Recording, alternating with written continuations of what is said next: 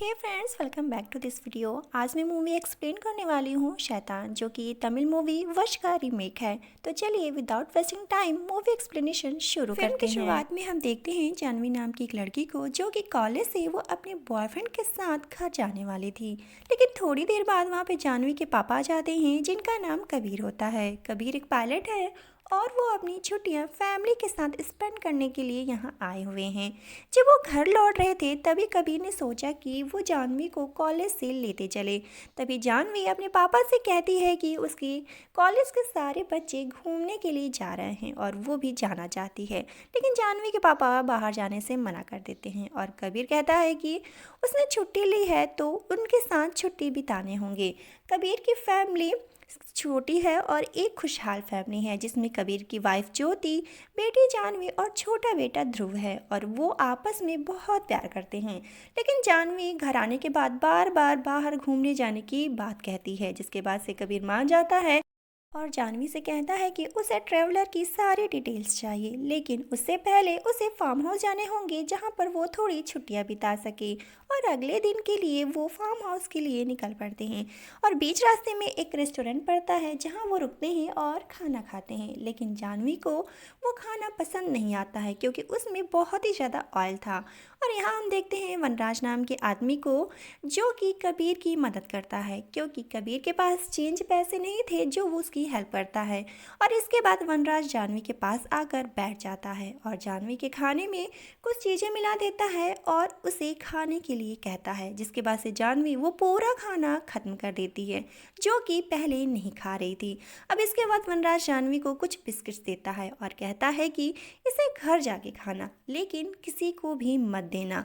अब इसके बाद कबीर की फैमिली फार्म हाउस पहुंचती है, जहां पर वो पूल में मस्ती करते हैं और खूब इंजॉय करते हैं। तभी वो लोग देखते हैं कि उनके दरवाजे पर कोई है और वो शख्स कोई और नहीं बल्कि वनराज था, जो कि हाल ही में इन लोगों ने रेस्टोरेंट में मिले थे। तभी वनराज कबीर से कहता है कि उसके मोबाइल की बैटरी डेड हो गई है, क्या वो लैंडलाइन से कॉल कर सकता है ताकि उसकी बेटी यहाँ पर आए और उसे लेके जाए। तभी कबीर वनराज की मदद करने के लिए मान जाता है और घर के अंदर बुला लेता है और वनराज अपना मोबाइल चार्जिंग में लगाता है। लेकिन ज्योति इन बातों से एग्री नहीं होती है और कबीर के ऊपर भड़कती है और वो कहती है कि हमें किसी के ऊपर इतना जल्दी भरोसा नहीं करना चाहिए। वो हमारे घर तक आ चुका है और वो अब कुछ भी कर सकता है। लेकिन कबीर ज्योति को समझाता है और कहता है कि मेहमान भगवान का रूप होता है और हमें उनकी मदद करनी चाहिए।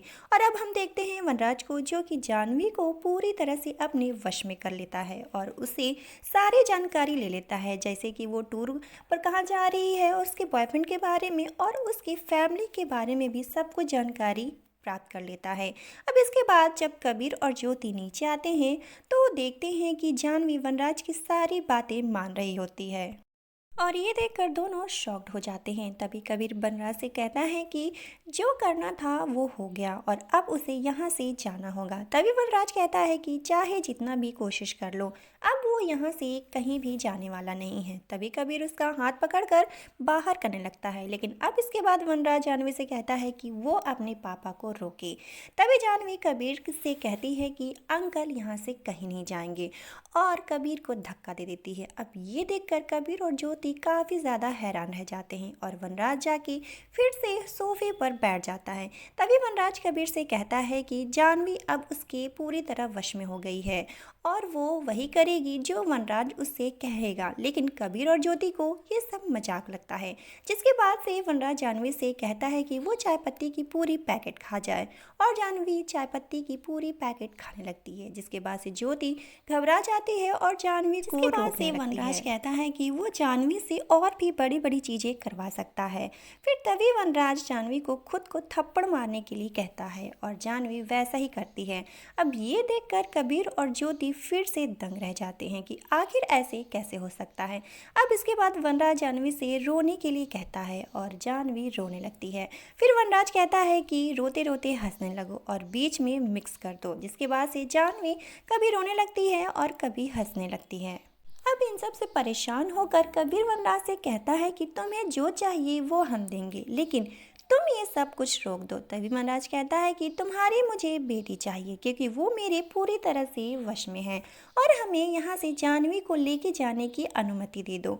अगर अनुमति दे तो जाह्नवी को कम प्रॉब्लम होगी, नहीं तो प्रॉब्लम बहुत ज़्यादा बड़ी हो सकती है। लेकिन कबीर मना कर देता है, जिसके बाद से वो जाह्नवी से कबीर को जोरदार थप्पड़ मारने के लिए कहता है और जाह्नवी अपने पापा को थप्पड़ मार देती है।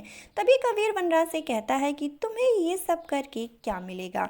तभी वनराज कहता है कि मैं एक शैतान हूँ, लेकिन मैं शैतान की तरह दिख नहीं रहा हूँ। ज़रूरी नहीं कि जो दिखता नहीं वो होता नहीं। मुझे तो तुम्हारे मुंह से बस ये सुनना है कि तुम हमारी बेटी को ले जा सकते हो।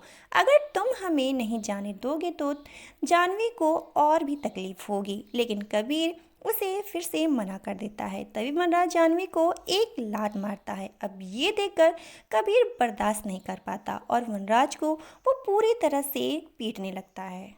तब वनराज जाह्नवी से कहता है कि वो अपने छोटे भाई को बुरी तरह से मारे। तभी ये सुनकर जाह्नवी अपने भाई को सिर को एक पिलर से दे मारती है, जिसके बाद से ध्रुव बुरी तरह से जख्मी हो जाता है। तभी कबीर और ज्योति वहाँ आते हैं और ध्रुव को ऊपर लेके जाते हैं और पट्टी करने लगते हैं। तभी कबीर ज्योति से कहता है कि हमें कुछ ना कुछ करना होगा, नहीं तो ये आदमी हमारी पूरी फैमिली को ख़त्म कर देगा।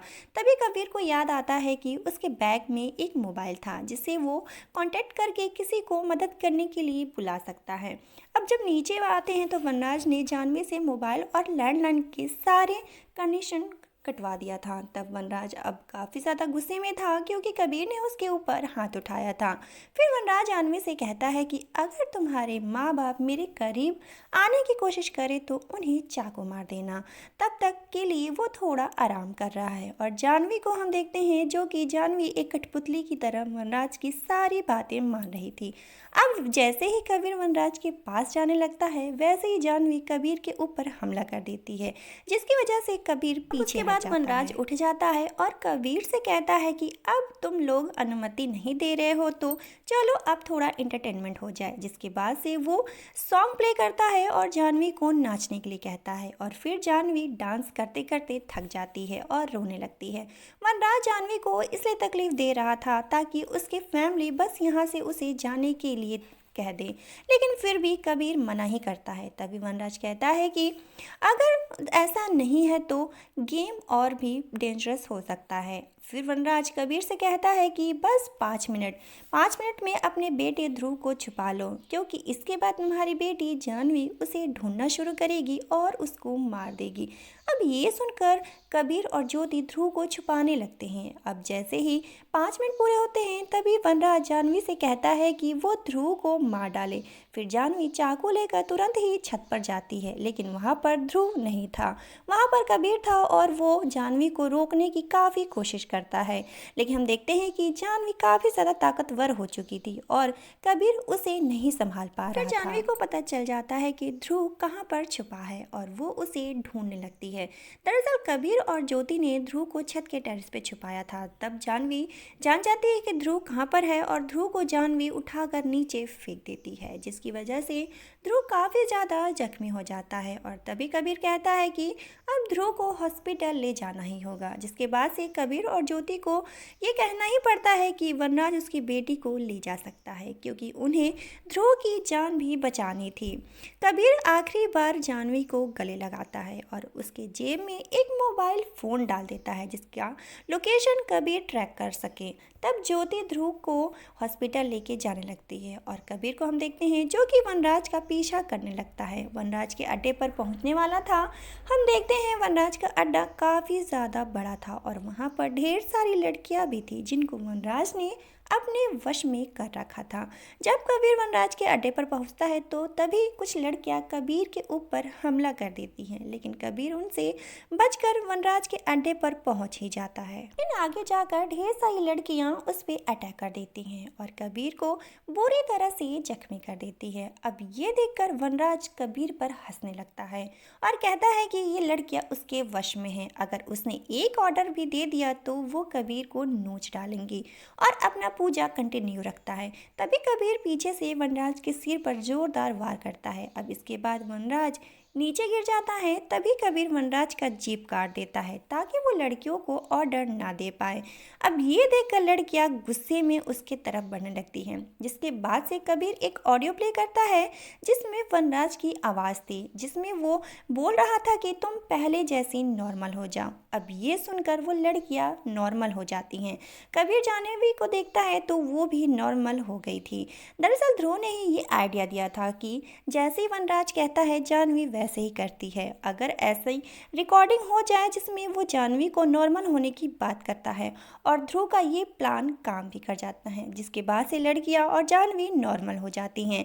जिसके बाद से हम देखते हैं कि कबीर को, जो कि हॉस्पिटल में था और ध्रुव की कंडीशन भी काफ़ी ज़्यादा अच्छी हो गई थी, और वहाँ पर एक पुलिस ऑफिसर आती है और कबीर को बताती है कि वो सारी लड़कियां अब आज़ाद हैं, और ये भी कहती है कि इस तरह से काफ़ी ज़्यादा लड़कियां मिसिंग थी और उन्हें लग रहा था कि वो लड़कियां मर गई हैं। तभी पुलिस ऑफिसर कहती है कि वनराज अभी भी उन्हें नहीं मिला। तभी कबीर कहता है कि वो भी उन्हें मिल जाएगा, और कुछ दिन बीत जाने के बाद हम देखते हैं कबीर को, जो कि एक मरा हुआ चूहा और चाय पत्ती को लेकर जाता है। और यहाँ हम देखते हैं कि कबीर ने वनराज को कैद करके रखा हुआ है, क्योंकि वनराज ने जो लड़कियों के साथ गलत काम किया था वो कबीर उनका बदला ले रहा था।